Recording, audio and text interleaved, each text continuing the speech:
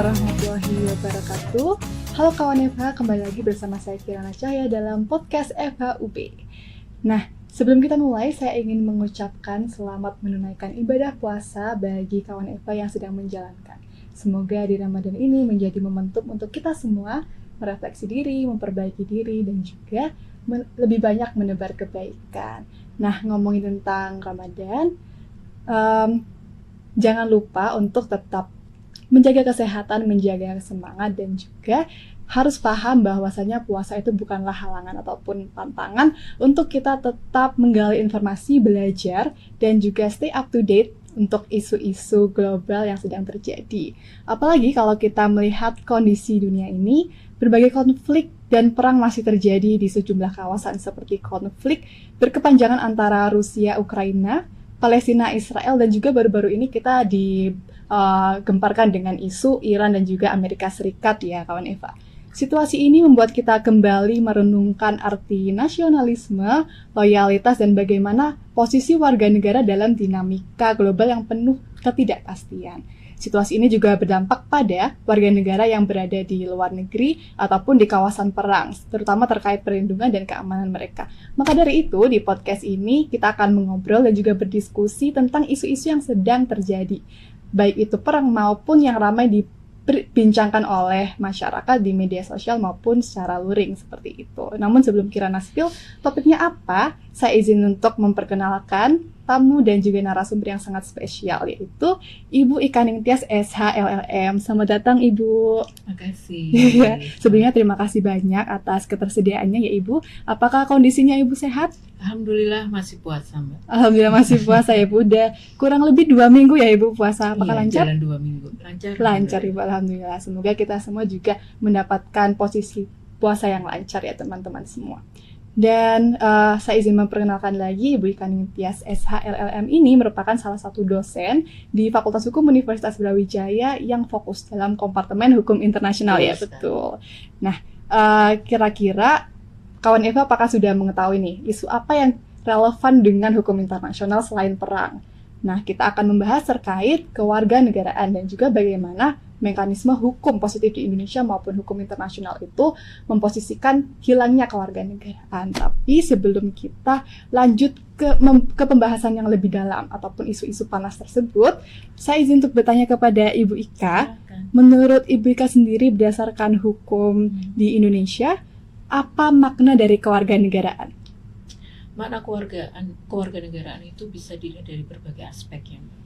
Pertama mungkin dari aspek sebagai hak asasi manusia, dan itu tidak hanya dalam hukum nasional, tapi juga diakui dalam ranah hukum internasional, bahwasanya setiap orang, setiap manusia itu punya hak untuk memiliki kewarganegaraan. Ya. Dan karena dengan kewarganegaraannya itu menjelaskan statusnya dia. Dan kemudian dia memiliki hak untuk dipenuhi hak-hak asasinya oleh negaranya, seperti itu. Kemudian dari aspek hukum pun, dari sisi hukum nasional itu lebih dielaborasi lagi bahwa ada hubungan yang sangat erat antara negara dan warga negara. Ketika kita punya status kewarganegaraan, kita tidak hanya punya hak, tapi juga punya kewajiban yang harus kita penuhi serta tanggung jawab, seperti itu. Jadi memang posisi pewarganegaraan itu memiliki status yang sangat basic, sangat penting bagi setiap manusia yang dilahirkan di muka bumi ini. Anda kan pernah lihat film The Terminal mungkin ya? Mel Gibson itu, walaupun film lama kayaknya dia sangat prominent ya, populer dan sering-sering diulang. Bayangkan ketika seseorang tuh tidak punya atau stateless, tidak tiba-tiba saja dia tidak punya negara. Dan status kewarganegaraan itu tidak diakui manapun. Dia ada di bandara, kembali ke negaranya dia tidak bisa karena paspornya sudah tidak diakui oleh negara asalnya. Keluar dari airport, dari bandara pun tidak bisa karena paspornya itu tidak bisa dijadikan dokumen untuk dia masuk ke wilayah negara lain. Sehingga dia ngendon di airport pada saat itu kan, seperti itu. Jadi bingung ya Bu, tidak punya kewarganegaraan. Jadi memang kewarganegaraan ini merupakan hubungan hukum ya antara warganya dan juga negaranya yang sama-sama memiliki hak dan juga kewajiban. Kemudian di hukum Indonesia sendiri melalui Undang-Undang Nomor 12 tahun 2006 itu ya yang tentang kewarganegaraan, apakah diatur terkait mekanisme kehilangan kewarganegaraan itu? Iya, ada di pasal 23. Jadi sebenarnya di Undang-Undang Nomor 12 tahun 2006 di pasal 23 itu ada bab tersendiri tentang kehilangan kewarganegaraan. Istilah kontranya pewarganegaraan atau naturalisasi yang kita sering dengar ya. Nah, kehilangan kewarganegaraan itu ada dua mekanisme utama sebenarnya, Mbak. Yang pertama karena mekanisme permohonan, yang kedua otomatisasi. Seperti itu. Nah, di situ dijelaskan yang otomatisasi itu salah satunya adalah bergabung pada militer asing tanpa izin presiden. Nah, itu bisa terotomatisasi, dikeluarkan surat tersendiri oleh instansi pemerintahan, oleh presiden, dia bisa secara langsung kehilangan kewarganegaraannya. Atau atas permohonan dari pemohon.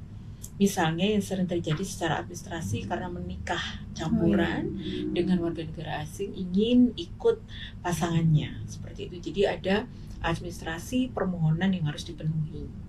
Dan ada waktu yang harus ditunggu sehingga dia keluar sebagai status WNA. Dan ini pun kalau atas pernikahan campuran seperti ini, suatu saat misalnya terjadi perceraian, dia bisa mengajukan kembali sebagai warga negara Indonesia. Berbeda dengan yang otomatisasi. Kalau yang otomatisasi, dia tidak bisa mengajukan kembali sebagai WNI. Seperti itu. Berarti ada beberapa mekanisme, salah satunya yaitu otomatisasi ya Ibu ya. Nah, ini menjadi isu yang menarik ini Bu. Tadi saya sempat membaca bahwasanya ada salah satu isu di Indonesia sempat booming juga, yaitu beberapa mantan anggota aparat keamanan Indonesia atau ex-Brimob gitu, yang bernama Fajar Rudianto. Oke, kita sebut saja, yang viral karena ternyata bergabung dengan force marinir gitu di negara Rusia. Kira-kira bagaimana Ibu Kaning Tias menanggapi hal ini? Kalau dari perspektif hukum kewarganegaraan yang tadi di pasal 23 di huruf D dan huruf E jelas. Huruf D menyatakan kehilangan kewarganegaraan itu, dan ini terkategori yang otomatisasi, Mbak. Masuk dalam dinas tentara asing tanpa izin terlebih dahulu oleh presiden. Artinya kalau kita pakai kontra logika, kalau dia atas izin presiden berarti dia tidak akan kehilangan kewarganegaraannya. Kemudian yang kedua, secara sukarela, huruf E, secara sukarela masuk dalam dinas negara asing yang jabatan dalam dinas semacam itu di Indonesia sesuai dengan ketentuan peraturan perundang-undangan hanya dapat dijabat oleh WNI. Dulu kan pernah sempat yang asisten menteri itu mau diangkat asisten menteri gak jadi karena ternyata dia berstatus warga negara Amerika. Pada saat itu baru diatur, dikembalikan lagi status WNI-nya, baru dia bisa menjabat sebagai pejabat tersebut. Nah, di huruf D ini khusus yang bergabung untuk militer asing.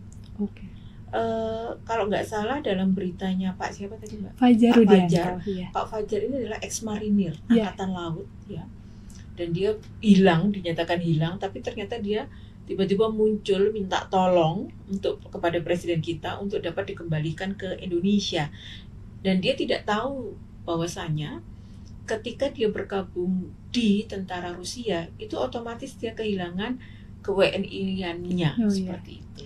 Secara otomatis itu tadi ya. Berarti tidak bisa ada kemungkinan untuk menjadi WNI kembali ya? Iya. Berarti selamanya akan menjadi warga negara sana. Iya. Nah, yang atau mungkin ada kebijakan lain dari negara ya, Mbak. Yang parahnya mungkin kita tidak tahu apakah dia sekarang punya status sebagai warga negara Rusia atau seperti apa. Karena yang khawatir ternyata secara administrasi kewarganegaranya dia sebagai Rusia pun dia tidak mengurusnya.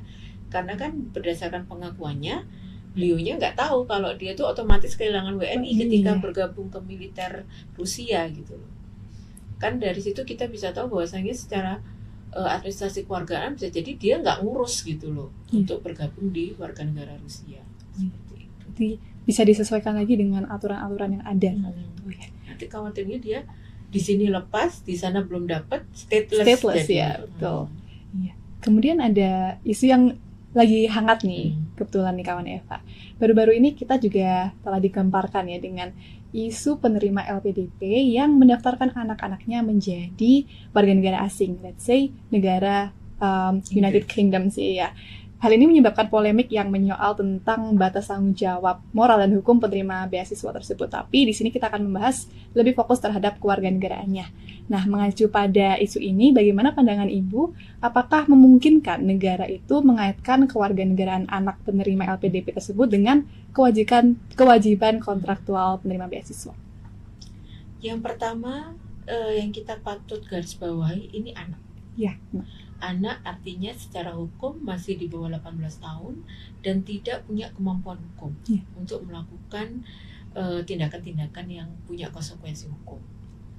Sehingga memang ada analisa, ada ahli yang menganggap bahwa si ibunya ini, dalam tanda kutip saset ya, itu dianggap bisa melanggar hak-hak anak.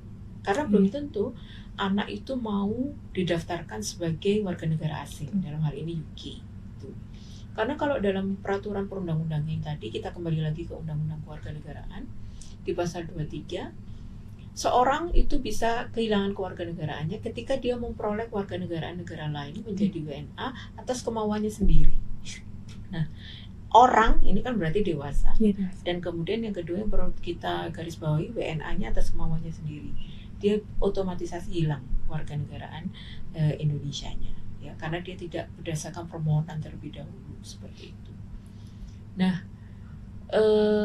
yang menjadi catatan ini kan anak. Iya, anaknya. Anak. Jadi sebenarnya dia belum orang tua, dan yang menjadi saya agak lucu ya dalam tanda kutip itu, mereka ini kan orang tuanya kan sama-sama WNI. Iya, betul, Ibu. Secara prinsip Indonesia itu menganut prinsip asas kewarganegaraan tunggal, kecuali kalau berdasarkan perkawinan campuran ada kewarganegaraan ganda terbatas yang bisa dipilih oleh anaknya. Ketika dia nanti usia dewasa 18 tahun, dia lahir dari kewarganegaraan campuran, dia bisa memilih, memutuskan dia mau ikut kewarganegaraan yang mana. Nah, kasusnya Ibu Saset ini itu kan dua-duanya WNI. Betul. Gitu loh. Artinya secara prinsip ini sudah melanggar prinsip kewarganegaraan yang kita anut. Yang pertama. Yang kedua. Yang ketiga, sebenarnya Inggris pun kalau ditelusuri itu tidak menganut prinsip kewarganegaraan ius soli. Kita kan mengenal ya, kalau di bangku sekolah, di bangku kuliah, ada dua prinsip pemerolehan kewarganegaraan. Yang pertama ius soli dan ius sanguinis. Nah, Indonesia itu kebetulan menganut asas ius sanguinis berdasarkan turunan. Makanya kita sering melihat secara faktual proses naturalisasi ya pemain sepak bola berdasarkan keturunannya bisa mengikuti proses naturalisasi memperoleh status WNI. Inggris itu pun menganut ius sanguinis. Nah, kalau lihat ius sanguinis keturunan, tidak ada keturunan dari orang tuanya keturunan Inggris. Yang kedua, ius soli itu tidak dianut oleh Inggris, tempat kelahiran si anak. Jadi sebenarnya surat yang dipamerkan oleh si Bu Saset ini yang dia peroleh dari home office-nya Inggris, apakah itu benar paspor atau hanya keterangan dan seterusnya, itu harus kita telusuri terlebih dahulu. Apakah itu benar-benar paspor yang kemudian menunjukkan status kewarganegaraan si anak. Berarti memang harus melakukan investigasi lebih lanjut ya Ibu. Apakah memang itu adalah mempengaruhi status kewarganegaraan anak? Karena tidak semudah itu untuk di negara-negara maju memberikan status. Kita kembali lagi misalnya Mbak ke persoalan pertama yang tadi Mbak Kirana bahas, yang bergabung di militer asing. Bapak Fajar Rudianto. Bapak Fajar Rudianto. Kemudian ada yang kedua itu kan, yang seumuran Mbak kayaknya ya, si Syifa itu. Nanti kita akan bahas teman-teman. Ya, itu kan ternyata memperoleh kewarganegaraan Amerika itu tidak semudah itu, walaupun kita sudah bergabung di struktur kemiliterannya. Banyak sekali contoh-contoh kasusnya. Bahkan si Keisha ini dalam tanda kutip masih bergabung di komponen cadangan. Tetapi komponen cadangan di Amerika itu diakui sebagai struktur militer. Oke. Berbeda dengan di Indonesia. Ya. Nah, itu tidak serta-merta sudah gabung di militer, mau itu Army, Navy, dan seterusnya, itu kemudian dia dengan mudah memperoleh status WNI. Banyak kasusnya. Misalnya ada seorang warga negara Meksiko, dia sudah umur 5 tahun dia pindah ke Amerika, saya lupa namanya. Dia pegang green card. Ya. Ya, dia pegang green card, kemudian dia bergabung ke militernya Amerika, Army kalau nggak salah. Dia deploy di Irak pada saat itu. Dia sekian tahun ikut perang Irak, pulang dia PTSD, trauma terhadap perang, sehingga secara kesehatan dia terganggu, pakai obat-obatan, dia dideportasi. Jadi ternyata sudah bergabung, istilahnya kan sudah melakukan pengabdian sedemikian rupa, pengabdiannya sudah ultimate nih, sudah bergabung, sudah ikut perang, membela negara, nasionalisme, apalagi yang harus dibuktikan bahwa dia adalah bagian dari Amerika. Tapi ternyata tidak semudah itu memperoleh warga negara. Nah, si Siva pun demikian gitu loh. Khawatirnya dia sudah masuk dalam lingkup pasal 23D di Undang-Undang Nomor 6 Tahun 2012, bisa kehilangan kewarganegaraannya.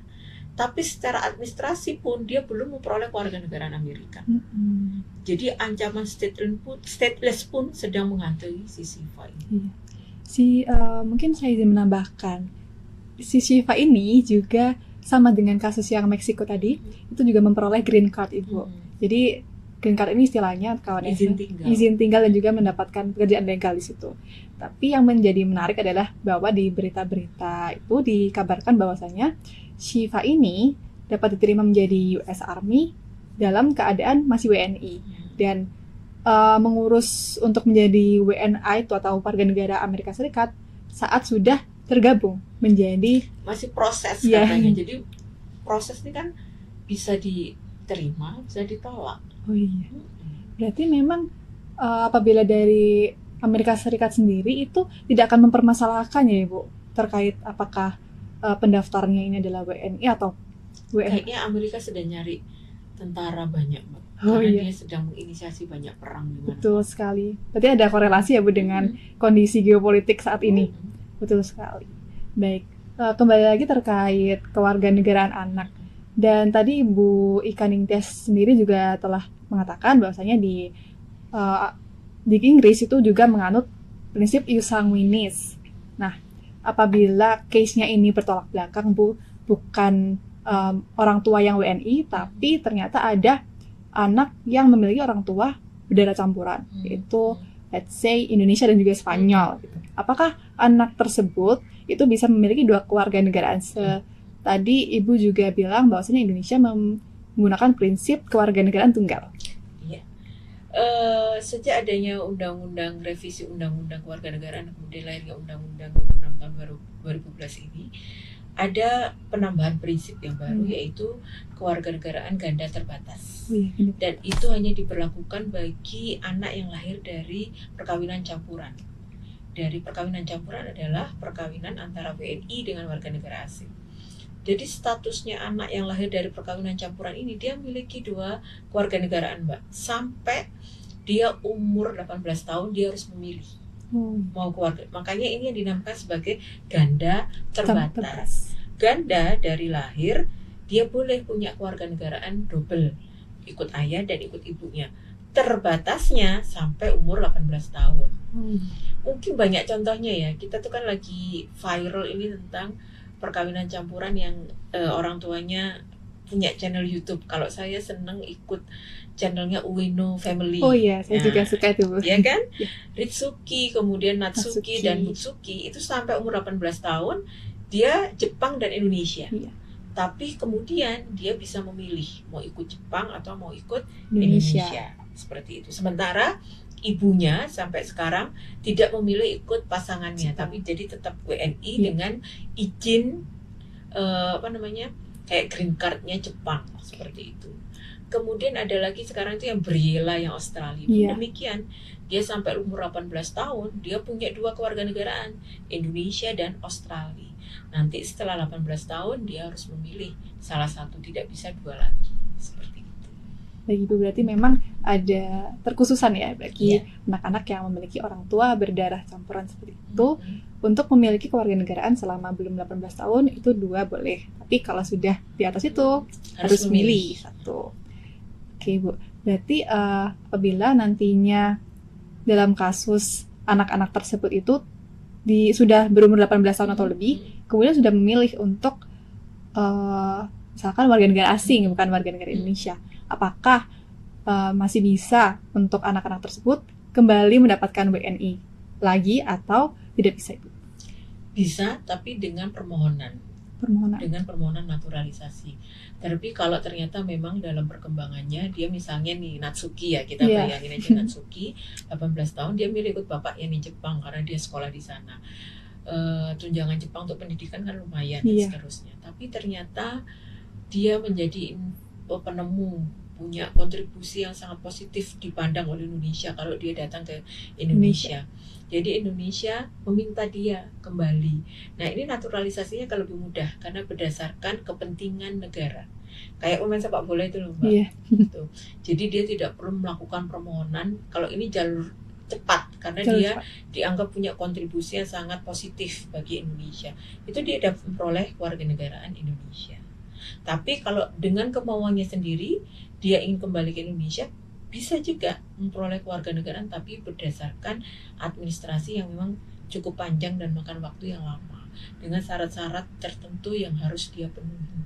Dan itu semua ada aturannya. Selain di undang-undang tadi, ada juga PP-nya, Peraturan Pemerintah Nomor 21 Tahun 2022. Judulnya agak panjang karena perubahan atas Peraturan Pemerintah Nomor 2 Tahun 2007 tentang tata cara memperoleh, kehilangan, pembatalan, memperoleh kembali kewarganegaraan Indonesia. Jadi memang sudah diatur ya mekanisme-mekanismenya terhadap pembaruan tersebut. Dan untuk anak-anak ataupun orang yang ternyata WNA tapi berkontribusi ke Indonesia itu mendapatkan istilahnya jalur fast track gitu ya. Tapi bagi orang-orang yang tidak berkontribusi harus tetap sesuai dengan administrasi yang berlaku. Baik Ibu. Kemudian saya izin untuk bertanya, kira-kira apabila mengaca dalam isu global atau perang saat ini yang terjadi, itu kan banyak warga negara Indonesia yang tinggal di kawasan-kawasan tersebut. Iya.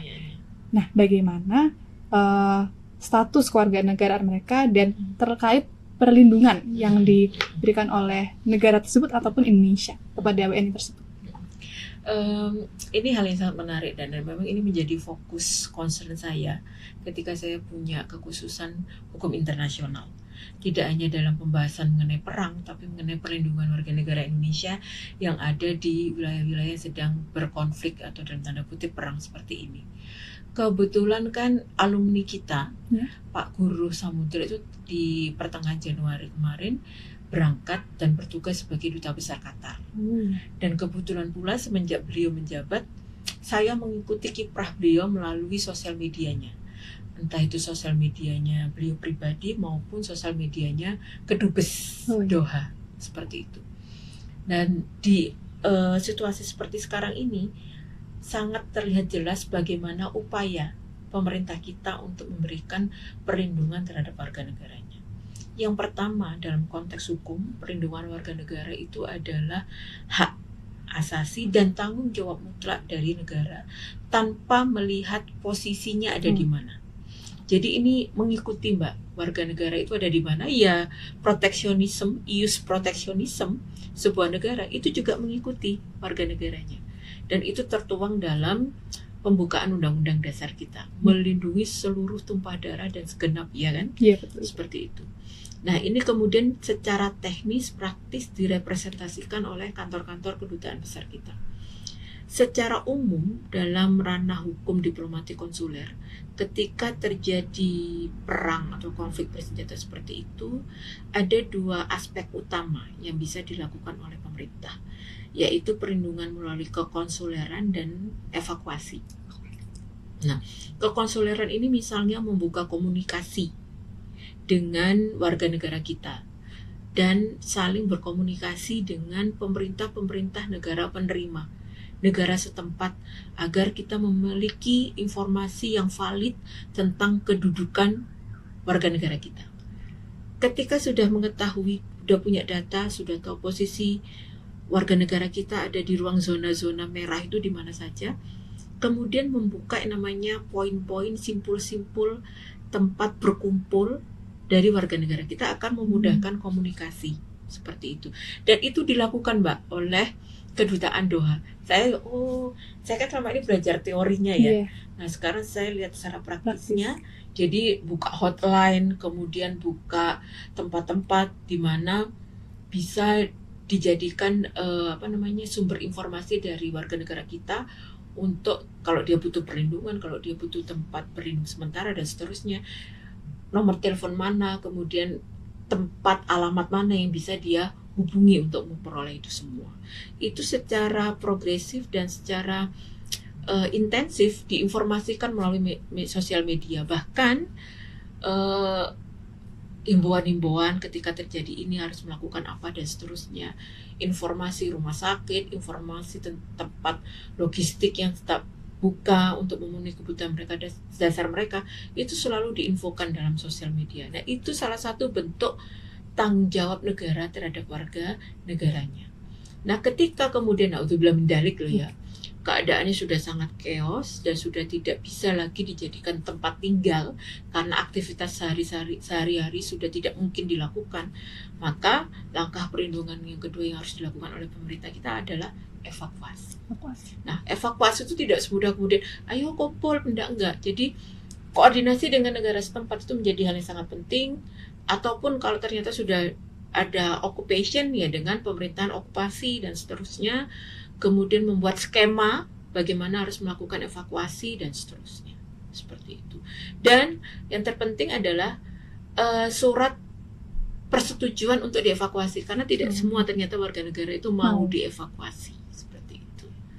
Berarti negara Indonesia itu juga sudah memberikan fasilitas ya Ibu ya, melalui aturan-aturan tersebut yang mana adalah konsuler ya tadi dan juga evakuasi. Kalau misalkan konsuler nanti dari kedutaan masing-masing itu memberikan hotline supaya warga negara Indonesia yang berada di wilayah kawasan perang itu bisa menghubungi. Dan notes-nya adalah apabila dalam evakuasi WNI yang bersangkutan tidak mau, itu maka tidak apa-apa ya Bu? Tidak apa-apa. Yang penting jadi ada informasi yang bisa disampaikan oleh pemerintah kita pada keluarga yang ada di Indonesia. Gitu. Karena pasti hubungan ini kan bukan hanya antara warga negara yang di luar dengan pemerintah Mbak, tapi keluarga yang di sini kan pasti juga menunggu. Nah ini triangle ini yang kemudian harus diketahui secara bersama-sama. Betul sekali Bu. Saya juga setuju itu Bu, karena memang itu menjadi hak mereka juga ya, hak mereka juga. Dan mungkin ini sedikit off topic, tapi saya izin bertanya gitu. Untuk ilmu juga Bu, kira-kira apabila WNI tersebut ada di kawasan perang dan sedang ada okupasi ataupun serangan yang masif gitu, apakah WNI ini seharusnya tidak boleh terdampak atau bisa saja terdampak oleh perang tersebut? Kalau ini kita kembali kepada hukum perang ya Pak ya. Jadi ada yang namanya hukum humaniter internasional. Mungkin bahasa polosnya itu adalah hukum perang, tapi sebenarnya tidak boleh membahasakan hukum humaniter sebagai hukum perang, karena titik poinnya adalah perlindungan kehormatan manusia. Karena secara filosofis hukum humaniter hadir itu bukan untuk mengatur perang, tetapi untuk dalam keadaan kondisi apapun, human dignity itu tidak boleh dikurangi, apalagi dirampas, termasuk perang. Prinsip utama dalam hukum humaniter itu ada yang namanya distinction principle atau prinsip pembedaan. Apa yang dimaksud dengan prinsip pembedaan ini? Para peserta perang, para pihak yang berperang, yang saling bermusuhan dalam medan perang, itu harus membedakan mana objek, mana target yang boleh disasar. Yang tidak boleh disasar salah satu adalah penduduk sipil. Tapi secara faktual ini sudah nggak berlaku ya Mbak. Sudah nggak berlaku. Tapi saya menjelaskan, Mbak kan tadi tanya secara teoritik, secara ilmu ya, secara akademis. Jadi penduduk sipil tidak hanya orangnya Mbak, objek vitalnya yang kemudian mendukung kelangsungan hidupnya itu tidak boleh dirusak, tidak boleh dilakukan serangan, tidak boleh ditarget. Nah, penduduk WNI, warga negara kita itu kan termasuk penduduk sipil. Sipil. Seharusnya tidak boleh terkena dampak. Wong ditarget aja nggak boleh, apalagi terkena dampak perang, misalnya jadi korban perang kan tidak boleh. Salah satu cara mengantisipasi ini tidak boleh terjadi, itu ada yang namanya seluruh pihak perang, seluruh peserta perang, para pihak itu ketika dia mau melakukan serangan, itu melakukan ultimatum. Pemberitahuan, hei negaramu mau tak serang, kamu punya waktu, seharusnya ada waktu yang layak agar negara atau pihak musuh itu bisa menglokalisir. Jadi pihak penduduk sipilnya dipindahkan. Makanya waktu perang Rusia Ukraina itu kan kita sangat lihat jelas banget kan, penduduk sipil itu pindah dari wilayah-wilayah yang mau dijatuhkan senjata seperti itu, mau diserang oleh Rusia. Begitu juga di Rusia pun demikian, mereka mengevakuasi dirinya sendiri maupun dikoordinir oleh pemerintahnya seperti itu.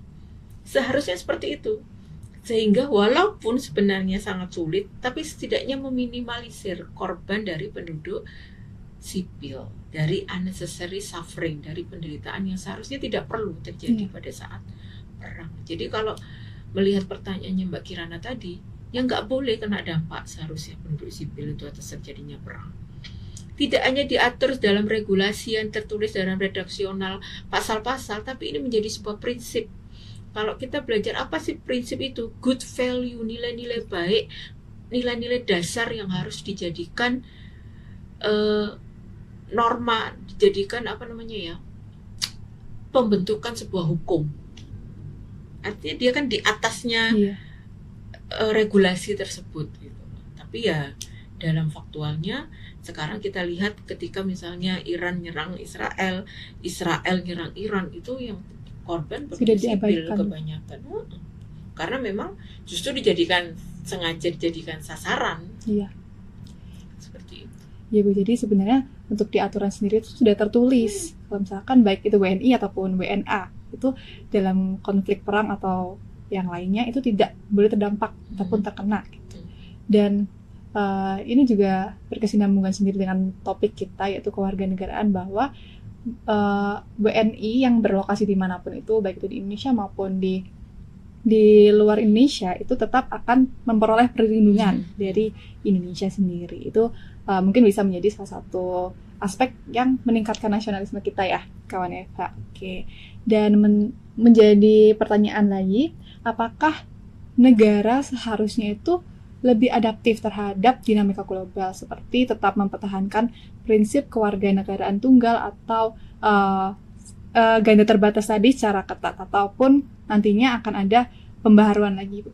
Iya, jadi dalam konteks kewarganegaraan, keimigrasian itu kan ada prinsip-prinsip yang ada pertimbangan utama, Mbak, yang harus dipertimbangkan oleh negara. Kenapa kemudian kita memilih untuk kewarganegaraan tunggal, memilih untuk menganut kewarganegaraan terbatas dan seterusnya. Ada pertahanan dan keamanan yang diperhitungkan, ada perdagangan dan seterusnya, kondisi internasional, kondisi nasional, itu pasti menjadi bahasan utama, sehingga kemudian diputuskan hal-hal demikian. Begitupun, nah tentunya ini kan selalu berdinamika kan. Pasti Indonesia sebagai salah satu masyarakat internasional mempertimbangkan kondisi internasionalnya seperti apa, dan kemudian yang paling utama adalah tuntutan di nasional itu seperti apa. Bisa jadi ya di kedepannya prinsip kita juga bisa berubah gitu loh. Iya, berarti memang sebuah aturan itu harus mengikuti perkembangan zaman ya, dinamis gitu.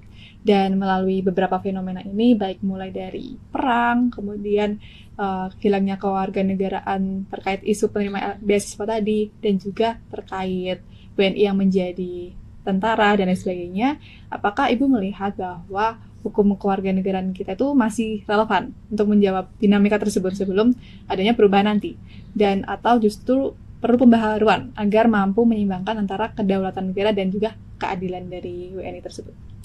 Setelah adanya Undang-Undang Nomor 12 tahun 2006 ini relatif lebih fair, Mbak. Relatif lebih, terutama terhadap warga negara kita. Anda bayangkan ya, Undang-Undang 12 tahun 2006 ini kan lahir karena ada tuntutan. dari sekelompok diaspora ya yang menikah campuran, tapi anaknya itu tidak boleh memilih dari awal seperti itu.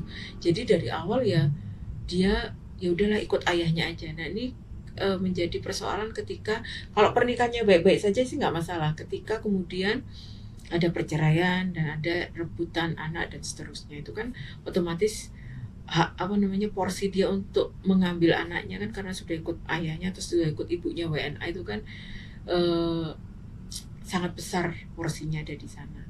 Sehingga kalau saya sendiri beranggapan undang-undang yang ada sekarang dengan menganut asas ganda terbatas itu sudah sangat progresif seperti itu. Nggak tahu lagi kalau di kedepannya karena kebutuhan, tuntutan, dan pasti ada kajian secara mendalam dari berbagai aspek ya Mbak, dari aspek politik, ekonomi, ideologi, kemudian dan seterusnya diperlukan status ganda misalnya itu. Nah ini apakah hanya diperoleh dari perkawinan campuran atau seperti apa dan seterusnya seperti itu. Tapi tentunya kepentingan nasional itu menjadi pertimbangan yang paling utama dalam perubahan atau dalam kita memilih menganut asas kewarganegaraan tunggal untuk WNI dan kewarganegaraan ganda terbatas untuk anak yang lahir dari perkawinan campuran. Seperti itu. Baik Ibu, saya juga sangat setuju Bu untuk pernyataan Ibu bahwa memang undang-undang yang telah ada sekarang itu merupakan suatu temuan yang progresif untuk mengakomodasi setiap warga negara Indonesia yang baik itu berdarah Indonesia saja ataupun berdarah campuran seperti itu. Saya mau nambahin Mbak. Iya boleh. Saya itu pernah ikut sarasehan keimigrasian Jawa Timur dan kebetulan diadakan di Malang. Ternyata yang hadir di sana banyak diaspora.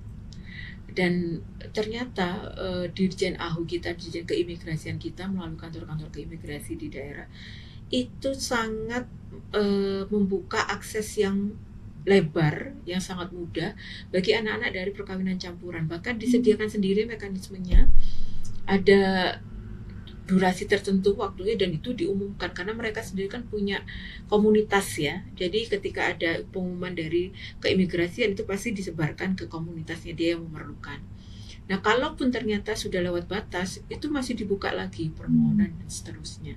Jadi ada anak yang ternyata kelewat, misalnya sudah umur 19 tahun belum mengajukan. Nah, ini seperti apa? Ternyata masih bisa dilayani oleh keimigrasian. Artinya keimigrasian pun sangat akomodatif dengan kewarganegaraan ganda terbatas ini. Seperti itu. Untuk anak-anak yang mau milih kewarganegaraan Indonesia atau mau melepas kewarganegaraan Indonesianya. Seperti itu. Jadi berarti memang selain aturan saja, tapi di Indonesia juga sudah menyediakan fasilitas berupa praktisi itu tadi, di mana tidak perlu takut untuk WNI atau WNI yang berdarah campuran ini untuk mendaftarkan diri menjadi WNI secara resmi seperti itu. Dan itu tadi akan menjadi pertanyaan terakhir dari podcast kali ini. Kita belajar bahwa kewarganegaraan itu bukan sekedar status administratif saja ya kawan FH, tapi identitas hukum yang mencerminkan hubungan antara warga negara dan juga negara itu sendiri yang bisa menumbuhkan loyalitas dan tanggung jawab antara individu dan negara. Dan di dinamika global saat ini, tantangannya adalah bagaimana hukum itu tetap relevan tanpa kehilangan pijakan pada kedaulatan dan keadilan. Begitu ya, Bu ya? Iya, betul sekali. Baik, alhamdulillah hari ini kita berdiskusi seputar kewarganegaraan dalam perspektif hukum positif di Indonesia dan juga hukum internasional, teman-teman. Dan sedikit ilmu juga kita membahas terkait perang-perang ataupun isu global yang telah bergejolak saat ini. Dan tentu saja podcast ini tidak akan berjalan dengan lancar tanpa adanya Ibu Ika Ningtyas SH LLM. Semoga kawan Eva dapat memetik pelajaran berarti dari diskusi kita kali ini ya. Sekali lagi saya mengucapkan terima kasih banyak kepada Ibu Ika Ningtyas SH LLM karena berkenan menyempatkan waktunya untuk membersamai kita semua dalam sesi podcast kali ini. Tetap jaga kesehatan ya kawan Eva dan sampai jumpa di podcast FHUB selanjutnya. Saya Kirana Cahya pamit undur diri. Mohon maaf apabila terdapat kesalahan dan terima kasih. Wassalamualaikum warahmatullahi wabarakatuh.